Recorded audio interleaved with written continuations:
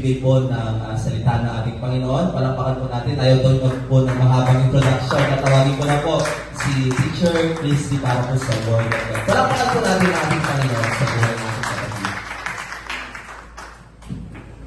Salamat sa iyo, kapatid. Salamat sa Panginoon at tayo po ay naririto lahat ngayon. Siyempre po, nagpapasalamat po kay Teacher Lai at kay Pastor Rolex na nabigyan ng pagkakataon. Kasi, siyempre, alam naman na hihindihan mo ang Lord, po. Kaya kapag may topic, may gagawin, mag-serve sa Lord, oo, pag-pray natin. Oo lang na po. Ano po? Kasi ang ino-oohan natin ay ating buhay na Diyos. Amen. Ang tanging panalangin ko po sa pag-share ko ay hindi ako iyak. At saka, mag-bless lahat ang makikinig. Amen po. Ang ating series po, this May, is Strength Regained. Siguro ito ay akma sa akin, sa napapanahon para sa akin, at siguro sa lahat ng mga naririto ngayon na nakakaranas ng situation na hindi ka nais-nais. Ano po. Pero, mabuti ang Diyos. Amen po. Last time, ito po nga, sabi nyo nga po sa inyong sarili, strength regained. Amen. Next slide po. Last meeting, or last session, ay last Sunday po, ating napag-aralan ni Teacher Lai ay pwede bang magyabang? Sabihin mo sa sarili mo, pwede magyabang? Yes, pwede magyabang. Pero, there are 3 points na i-share si Teacher Lai. Ang una, next slide po, our own wisdom. There are 3 things we must boast. Ano po? Ang una po ay our own, we can boast about. Okay? Number 1, our understanding and knowledge of God. Kung meron daw yung pagyabang, yun po yung understanding and knowledge of God. Number 2, our awareness of God's justice. Number 3, our mindfulness of God's righteousness. And 3 things we cannot boast. Ano po?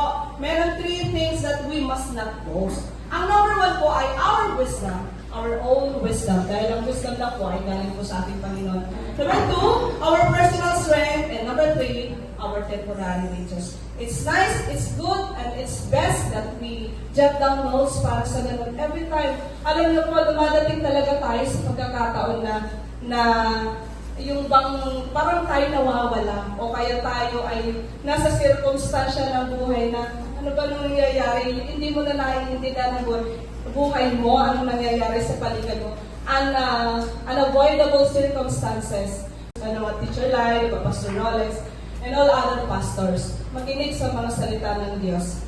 Ano po, kala ko po matatapos ang ating topic kasi nag-share na si Sister Laika at saka si Brother Hill, which leads to our topic today. Na kung saan, si Teacher Lai din po ang nagbigay nito. Alam ko, binigay ni Lord ng wisdom si Teacher Lai to give me this topic. Next slide po. Yung isa po. Yan. Wanted kalakasan. Minsan, ang kalakasan ay nawawala. Ano po? Hindi natin mahanap kung saan. Makahanap lang tayo sa mali. Ano po? Mas marami kasing kalakasan na maibibigay ang mundong ito na panandalian. Ano po? Kaya wanted kalakasan. So, ang ating verse sa araw na ito ay nasa Psalm 73, 26-28. Actually, yun po ay buong chapter. Kaya lang mag-focus po tayo sa chapter 28. Okay po? Lahat po, babasahin po natin. Pabasa naman po ng Psalm 73, 26-28 sa English version po. Sabay-sabay po. My heart may fail, but God is the strength of my heart and my portion forever. Verse 27, for behold, those who are far from you shall perish. You put an end to everyone who is unfaithful to you. Verse 28, but for me it is good to be near God. I have made the Lord God my refuge, that I may tell of your words. Napakaganda din po ito sa Tagalog. Babasahin po natin. Nasa awit 73, 26-28, verse 26, puso ko ay kanluwang kong nagiging naman. Ang Diyos ang lakas kong tanging kailangan. Yaong hiniwalay sa iyo'y mamamatay, at ang nagtatapos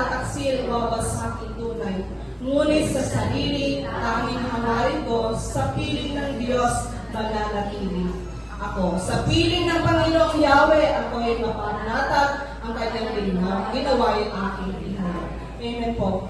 During this, iyan na lang po yung nagsulat po niya, siya si Asaph. Alam niyo po kayo natutuwa sa Lord dahil binigay sa akin ni Teacher Life, ay marami talaga akong natututunan. Si Asaph hindi ko kilala, nababasa ko lang.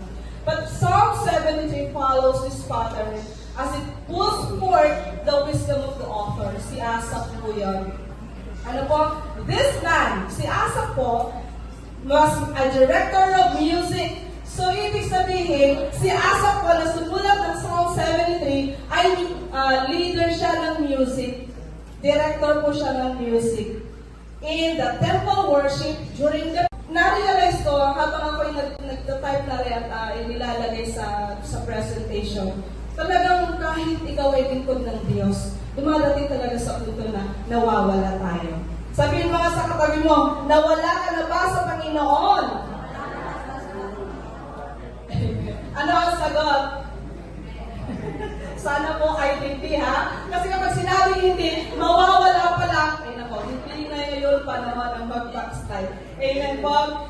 Bitterness and envy over what seemed to be a fair situation.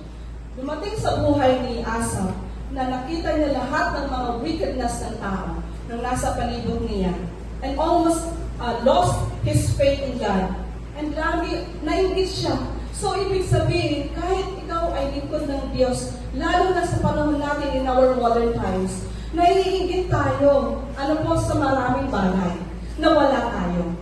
Po, at it seems unfair, kasi para kay Asaph, Lord, naglilingkod ako, but now in our modern times, Lord, naglilingkod naman ako. Bakit mas maganda ang boses nung nakanta sa entablado? Lord, ang aking ama naman ay naglilingkod sa iyo, ba't maaga mong kinuha? O kaya, Lord, nagseserve naman ako sa iyo. Bakit ganito lang ang merong buhay ang katulpo sa akin? Naranasan ko yan ni Asaph during that Psalms. Po? So, during our hardest times, isipin natin, kung ina ka, kung mother ka ngayong oras na ito, alam ko, napakaraming hardest times in your life. Mag-isip lang po kayo ng isa. And we have questions in our own. Even though kung hindi ka mother, tatay ka, anak ka, estudyante, ikay ay nag-a-attend tinig, there are questions na meron, minsan or madalas nating natatanong, where is God in my struggle? Natanong nila ba po sa inyong sarili? Sabihin mo sa tabi mo, natanong mo na ba yan sa Lord? Okay. Minsan natanong ko na din po ito eh. Kasi maraming mga naging struggles ang buhay namin. Number 2, is God punishing me? In this world, kapag kung hindi nakakilala sa Panginoon ang pagtatanong mo at nakaranas siya ng sitwasyon, hindi ka unavoidable circumstances, sasabihin niya, is God punishing me? O kaya, natanong na rin sa aking sarili, God, pinapunish mo ba ako? Ano ba yung mga nagawa ko? Ba't mo ako pinapunish? And then, what did I do to deserve this? Madalas entitled tayo even we are Christians. Entitled tayo sa Lord, nagsiserve naman ako, napunta naman ako sa simbahan, nasunod naman ako sa aking ina, nasunod naman ako sa school's regulations, maging sa community namin. What did I do to deserve this? And then lastly, does God really love me? And the worst thing na pwede mong itanong siguro sa Panginoon, siguro ay, does God really love me? No? Sana hindi naman dadating sa puntong gano'n na tatanong natin sa ating buhay na Diyos, does God really love me? So, in this verse, sa buong chapter ng Psalm 73, there are two presented problems na nakita ni Asaph. No? Just a brief context on Psalm 73. Chapters 1 to 3 po ay the contradiction between the goodness of God the prosperity of the wicked. Nailagay po doon sa 1 to 3 ng chapter 73 verses 1 to 3, yung contradiction between the goodness of God and the prosperity of wicked. Ibig sabihin, nandun sa 1 to 3, nakita ni Asaph, there's a contradiction. Mabuti ang Diyos, pero bakit pinagpapala niya yung mga nanghuhusga sa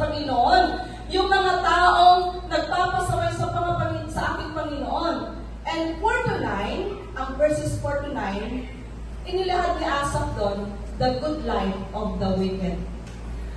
Yung mga magagandang buhay nararanasan ng mga taong hindi sumusuway sa Panginoon. Inilagay po doon. And then 10 to 14, the doubts of the godly. Since nakita ni Asaph, yung mga pangyayari yun na, bakit pa nagpapala yung mga nagpapasaway? Yung nga hindi sumusunod sa Panginoon. Eh ako na naglilingkod. Wala, hindi ako napagpapala ng ganong karangyaan sa buhay. Kaya siya nag-doubt. Dumating sa point sa buhay ni Asaph na nag-doubt siya. Okay? And then, sa 15 to 17, the power of new perspective. Teka, sabi ni Asaph, I will go to the house of the Lord.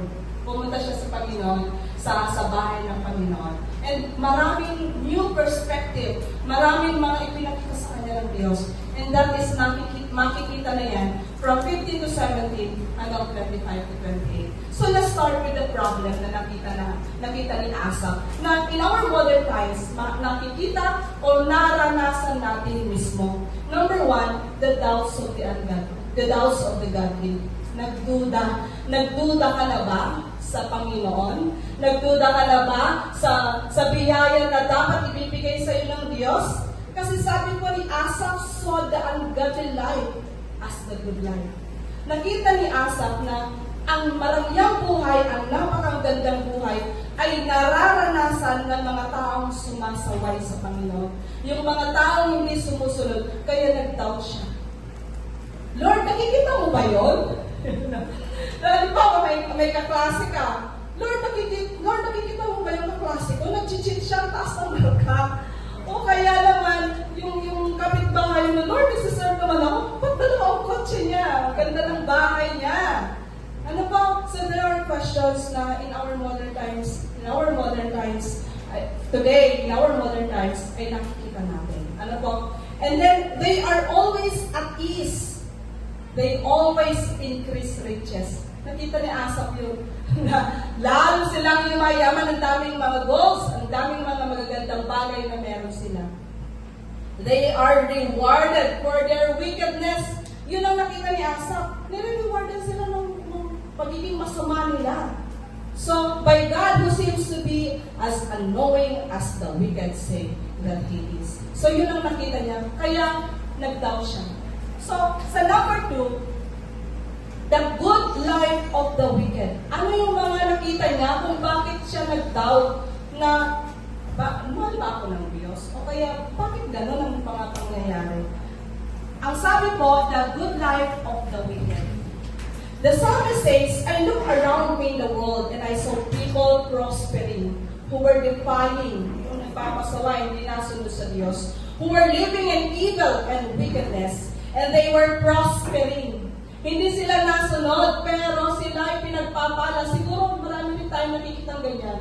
Naging honor, hindi naman siya karapat-dapat entitled. O kaya naging mayaman, ay nakaw, hindi naman. Ang ganda ng posisyon niya sa trabaho, ikaw na nagsusumigaw, parang ang bagal ng progreso.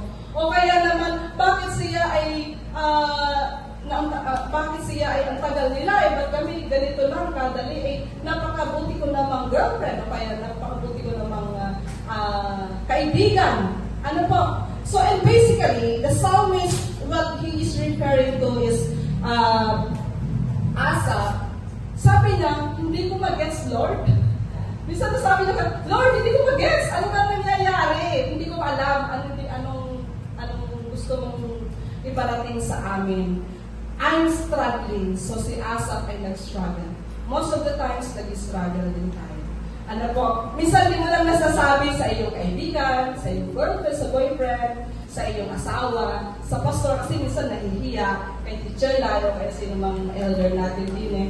Pero kapag nag-struggle tayo, kapag nalilito tayo, nasasaktan tayo, minsan hindi tayo nakakapagsabi. Ano po, sa mga mahal natin sa buhay. Kaya dapat kung tayo ay magsabi sa mga ganitong sitwasyon sa atin, dapat unahin muna natin si Lord. Ano po, para hindi tayo mainit into vain. They're prospering and I'm the one trusting in you. Sabi ng gano'n ni Asaph. I'm the one trying to live for righteousness. And I see those who are living for wickedness seem to be doing well in so many different ways. And he's tired. Diba? Parang siguro yung mga medyo may edad na din eh.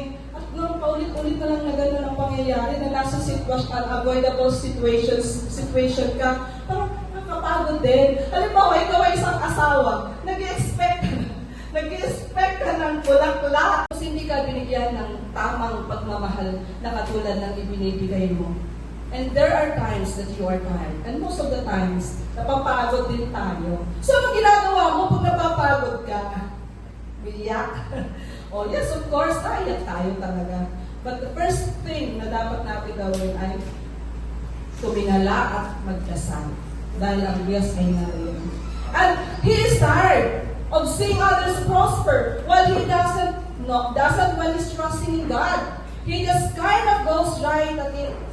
The idea in the song that, okay, if you trust in God, everything will go for you in this world. Di ba, minsan, Lord, entitled na tayo eh. Ay, sabi nga natin, Lord, nag-serve ako sa iyo. Kaya dapat minamando. Parang ito ang dapat na, because you're entitled, ito ang dapat na ibibigay sa iyo ni Lord. You'll have your best life now and a sense of prosperity in the world, but that's not it. Ano po? Okay, so, sa mga nakita ni Asaph and also in our lives na nakita natin unavoidable circumstances and not in those situations, he finally understood the 3 points in here. Na nakita niya na pumunta kasi siya, napagod na siya sa mga nangyari, nakita niya sa mundo, sa Israel, sa mga nasa palibot niya. He went to the house of the Lord. And he finally understood and mayroong mga new perspective na ibigay sa kanyang Panginoon. And number 1 for that is he saw the great benefit in drawing near to God, which he doubted before. Ano po? Number 1, he saw the great benefit in drawing near to God. Kung nakakaranas ka ngayon ng pighati, nakakaranas ka ngayon ng kawalan, ano ang unang mong gagawin? Ikaw ay lumapit sa Lord. Because even Asaph realized at naranasan niya yung benefit na lumapit siya sa Panginoon. Naman ako ng karangyaan, wala naman ako ng kagandang katawan na katulad ng mga nakita ko, I have something better and best. That is God. Napakaganda namang pakinggan na wala man tayo ng kompletong pamilya, wala man tayong karangyaan, magandang kalusugan, meron tayong Diyos. Ano po? So, you guide me with your counsel and afterward will receive me to the glory. Sabi ko ni Asaph, whom have I in heaven but you? Ano po? Napakagandang statement na, whom have I in heaven but you? Sino ang meron ako sa heaven kung hindi ikaw lang ang Diyos? Karangyaan sa mundo, mas marami sa langit. Ano po? Mas marami. Yung mga gold na minsan hindi ko na mabili. Parang sa lalakaran natin ay pure gold and diamonds. Ano po? Na hindi pa describe ng tao sa mundo ito. And we say we have made you our refuge.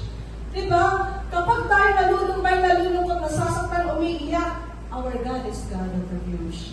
Siya po lagi ang ating kanlungan. And walang makapagbibigay niyan kundi ang ating buhay Diyos. Pwedeng makapagbigay sa iyo ng iyong mga mahal, mga kaibigan, yung mga boyfriend, yung nanay mo, yung tatay mo. Minsan panandalian lang. Kasi there are situations din ng mga magulang natin, ng mga kaibigan natin, na sila'y namimighati, nasasaktan din. So, may limitations, pero ang Diyos wala. Amen po. Everything in this world put together does not compare with having you. Ano po? Siyempre, hindi man tayo makaranas ng mga, although maganda na magkaroon tayo ng yaman. It is good and it's great na ang isang Kristiyano ay magkaroon ng yaman kasi kailangan natin pagsumikap para maging blessing tayo sa iba. Ano po? Hindi para maging lumayo tayo sa ating buhay na Diyos. That you are, everything in this world put together does not compare with having you. That you are our portion forever. Sabihin nga natin, God, you are our portion forever. Okay. So that we might say, even amidst the prosperity of the wicked in this world, and struggles in our lives, that we may say with the psalmist in Psalm 73, "As for me, it is good to be near God." Amen. God, help us to lead people to be near to you. So, dahil alam mo yung naranasan mo na iba talaga ang mga sitwasyon o nararamdaman mo o yung feelings mo, ano po, na tayo ay lumalapit sa Diyos, tayo na, bilang nakaranas ng ganitong pagpapala ng ating buhay na Diyos, we have to share it. Ano po?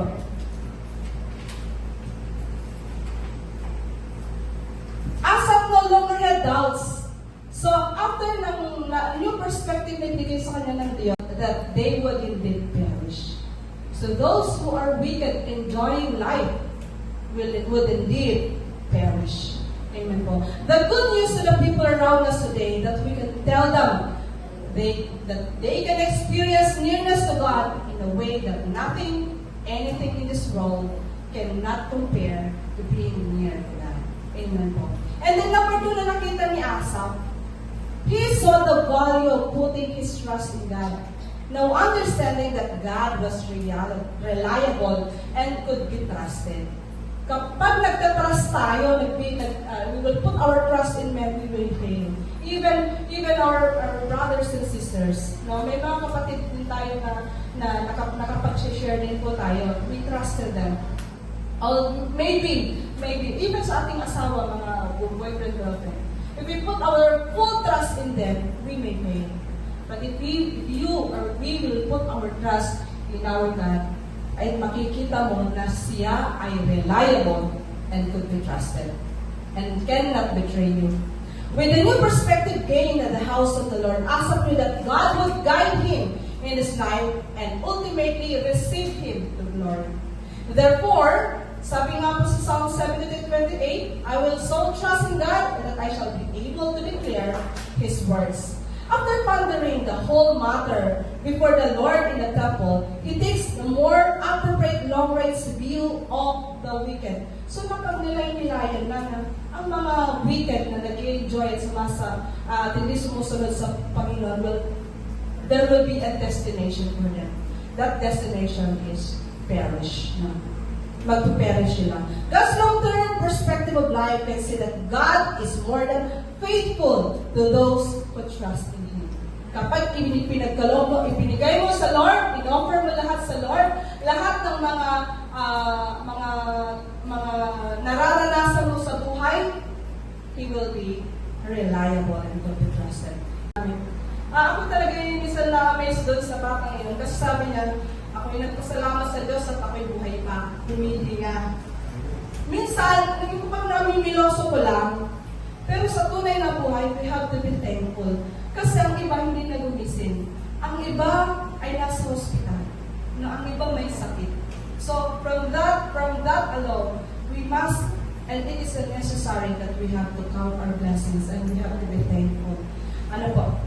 He acknowledges that God is his fortress and he trusts in the Lord for safety and he vows to proclaim all of God's word. So, nangako siya sa Diyos na ipapamalita ko ang mga napakabuting ginawa mo sa aking buhay. Magte-testify siya.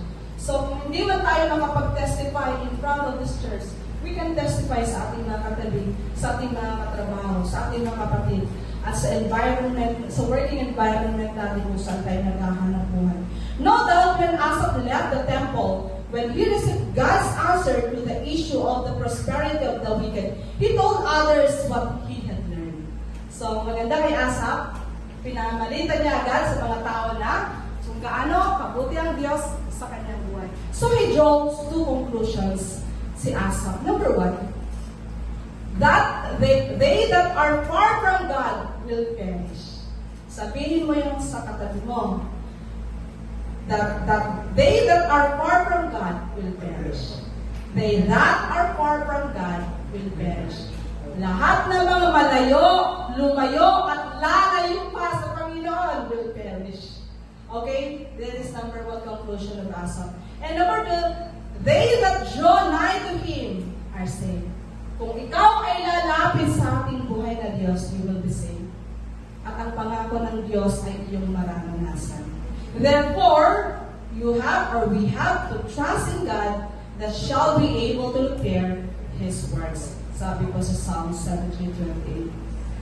Magmula po sa verse 1 hanggang verse 28, sabi ni Asaph, God is good, and finishes with the verse, it is good to be near to God. So the psalm ends with a confirmation of faith in the Lord. Compared to everything that world may offer, marami po may offer ang mundong ito.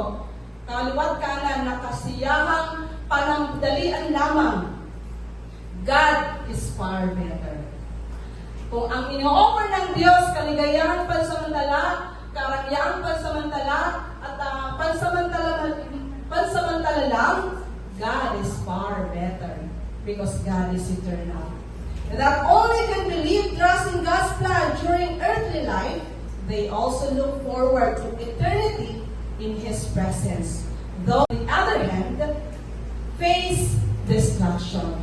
So, kapag kayo ay makakita ng mga sumusubay sa Panginoon at pinagpapala, magkaroon din tayo syempre ng burden na tayo'y makapag-share at may bahagi sa kanila ang kabutihan ng Diyos. But alam natin, bawat isa sa atin, alam natin kung saan sila patungo. Okay po. Asaph's appropriate response to this is a commitment to bring the Lord praise.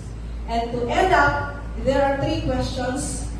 Where will find strength? Saan mo ngayon ilalagang ibibigay, sasabihin, hahanapin ang iyong kalakasan? To whom will we put our trust? Is it worth it to walk with God? So we are privileged to have Almighty God Himself as our portion. He will forever remain in the strength of our hearts. Amen. Sana po ay napagpala po ang bawat isa sa atin sa araw na ito. At ang tanging kalakasan natin ang ating ibibigay at ang full trust natin ay pagkakalap natin sa ating buhay na Diyos. Napagpalang umaga po sa lahat, and let's pray po. Thank you, Lord, sa umagang ito na binigyan mo kami ng pagkakataon na makinig sa iyong salita, na ibahagi ko ang iyong salita. Now, Lord, ang mga kapatiran ko nakapakinig sa oras na ito, ay maging pagpapala ito upang sa ganun, maalala nila during their worst times, during their times na sila ay namimigati, nasasaktan at nakakaranas ng unfair judgment, unfair na sitwasyon sa mundong ito. Naway, ikaw lagi ang bigay sa amin ng kalakasan, upang sa ganun, Lord, anuman ang mangyari at maging kakaharap namin sa buhay na ito. Ay amin pong itong mapagtatagumpayan sa biyaya mo at habang. Pagkabayan mo ang bawat isa sa amin, ay pagpapala, kalakasan din nawa kami sa aming pamilya, sa aming asawa, sa aming mga anak, sa aming mga kapatid, at kalakasan din naman sa aming mga kapatiran, maging sa mga taong nakapalibot sa amin. May your wisdom be upon us, O Lord, and your words will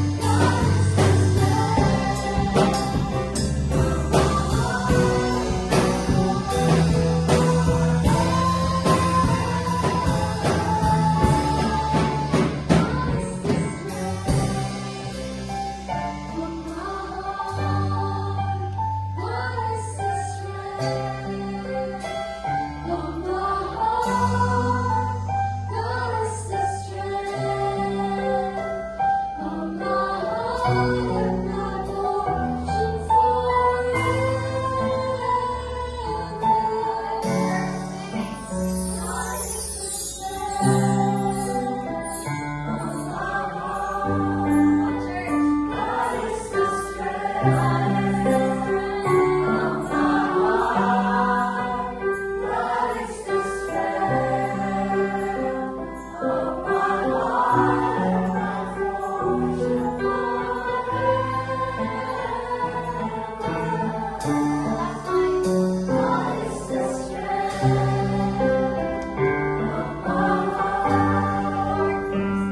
is the strength.